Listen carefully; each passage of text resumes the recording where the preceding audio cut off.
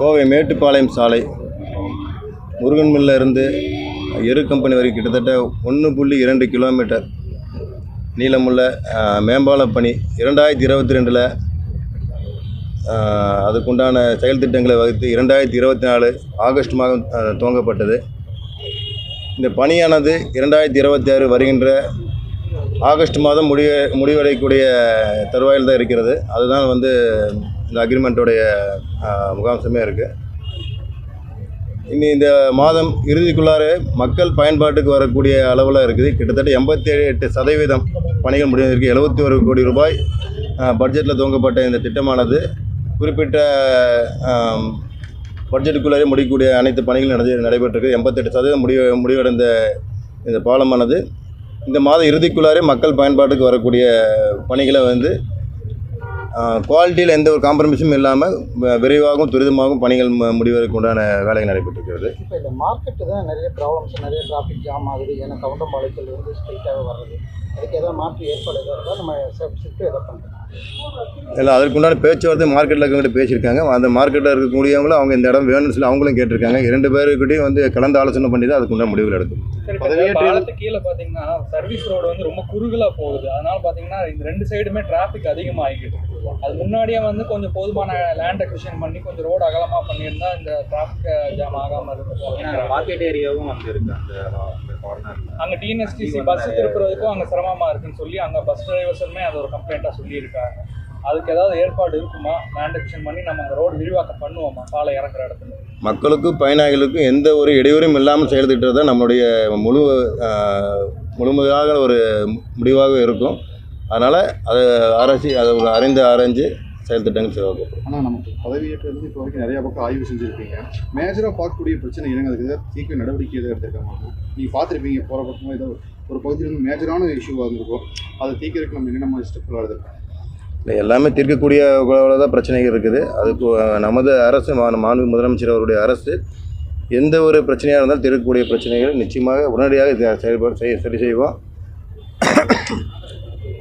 ஆனால் இந்த வெள்ளலூர் குப்பைக்கிடங்கு போய் ஆய்வு பண்ண போகிறீங்க. ஆமாம், கிரவுண்ட் வாட்டர் லெவல் எல்லோவாக இருக்குது. என்ன மாதிரி திட்டங்கள் செயல்படுத்த போகிறோம்?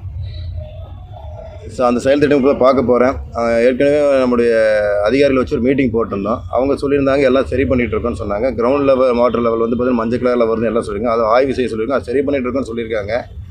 அதை 40 ஏக்கர் பரப்பளவு இருக்கக்கூடிய அந்த இடத்த சரி பண்ணிவிட்டு மீண்டும் அந்த இடத்துல பசுமையாக இருக்கக்கூடிய மக்கள் வாழ்வதற்கு தேவையான அளவுக்கு செய்யக்கூடிய அளவுக்கு அனைத்து பணிகளும் செய்யப்படும். அதுக்குண்டான திட்டங்களும் வகுத்து கொண்டிருக்கோம். வெள்ளலூர் பேருந்து நிலையம் அது எந்த லெவலில் இருக்குன்னா சார், அதில் இப்போ பேருந்து நிலையத்துக்காக கட்டப்பட்ட இடம் தான் அது.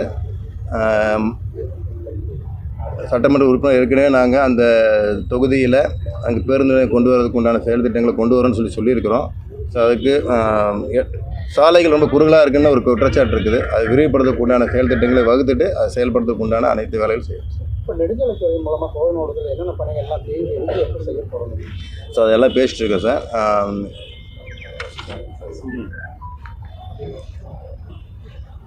சிங்கவரம் சந்திப்பில் மேம்பாலம் கட்டும் பணி கிட்டத்தட்ட 170 கோடி மதிப்பீட்டில்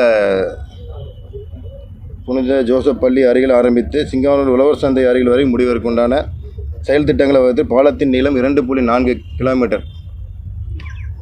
தற்போது நிலை இந்த பணிக்கான ஒப்பந்த புள்ளி 26/2/2026 அன்று இறுதி செய்யப்பட்டு நிதிநிலை அனுமதிக்காக ஒப்பந்த புள்ளி ஃபினான்ஸ் பிட் மத்திய அரசின் ஒப்புதலுக்காக அனுப்பப்பட்டுள்ளது.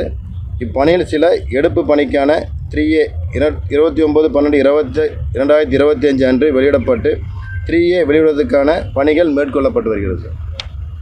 இப்போ இந்த பாலத்தில் மழைநீர் வடிகால் எப்படி இருக்குது? ஏன்னா இன்னும் பெரியநாயகன் பாளையம் கட்டி முடிச்சு 2 வருஷம் ஆகியும் இன்னும் மழை தண்ணி கீழே ஒழுகிட்டு தான் இருக்குது. போன வாரம் பேஞ்ச மழையிலையும் இப்போ ஒழுகிட்டு தான் இருக்குது கீழே. இந்த பாலத்தில் அந்த மாதிரி ஏதாவது பிரச்சனைகள் வரக்கூடிய சாத்தியக்கூறு இருக்கா? ஏதாவது முடிச்சிருக்காங்களா சார்? அதை ஒரு உதாரணமாகவே வச்சுக்கிட்டு அந்த மாதிரி பணிகள் அந்த மாதிரி எந்த ஒரு பிரச்சனைக்கு வரக்கூடாதுங்கிற அது ஒரு முன்னுதாரணமாக அந்த மாதிரி வரக்கூடாதுன்னு நாங்கள் பேசியிருக்கோம் சார். அது செயல் திட்டங்கள் முறையான முறையில் செயல்பட்டுருக்கு. நான் முதல்வர் பிறந்த நாளுக்கு இந்த மாதிரி கொண்டாடுறதுனால குறிப்பாக பணிகளை இந்த வருஷம் நீங்கள் மேற்கொள்ளிருக்கீங்க கோவை மாவட்டத்தில். முதல்வர் பிறந்த நாள் ஆமாம், ஜூன் 22. இல்லை எந்த மாதிரின்னு சொல்லுங்கள். நலத்திட்ட பணிகள் கிட்டத்தட்ட 30 வருட காலமாகவே நாங்கள் தளபதியுடைய பிறந்தநாளை நற்பணி தினமாகவே நாங்கள் கொண்டாடிட்டு வந்துருக்கோம். நாங்கள் ரசிகர் மன்றத்துலேருந்து அதை செயல்படுத்திட்டு இருக்கிறோம். இப்போது அவருடைய அரசு மாண்புமிகு முதலமைச்சருடைய அரசு முதல் முறையாக அவருடைய பிறந்தநாளை வந்து எதிர்கொள்ள போகிறோம். அந்த ஒரு நல்ல ஒரு நாளில் அனைத்து மக்களும் பயன்பெற வகையில் எங்களுடைய இதுக்கு முன்னாடி நாங்கள் ரசிகர் மன்றத்தில் இந்த செயல்பாடுகளும் சரி, அரசு திட்டங்களும் சரி, பொதுவான விதத்தில் மக்களுக்கு பயன்பெறக்கூடிய அனைத்து விதத்திலையும் செயல்படுத்தோம். திருச்சி கிழக்குல ராகவா லாரன்ஸ் சார் ஆட்சியர் அலுவலகத்தில் வாய்ப்பணியில் முடிச்சிங்க சார். மாநகராட்சியில் எப்போ வாய்ப்பணி ஏற்படும்? ஸோ அதுக்குண்டான பணிகள் நடந்துட்டு இருக்கு சார். கூடிய விரைவில் அதை நீங்கள் பார்த்துக்கோங்க. Okay, thank you.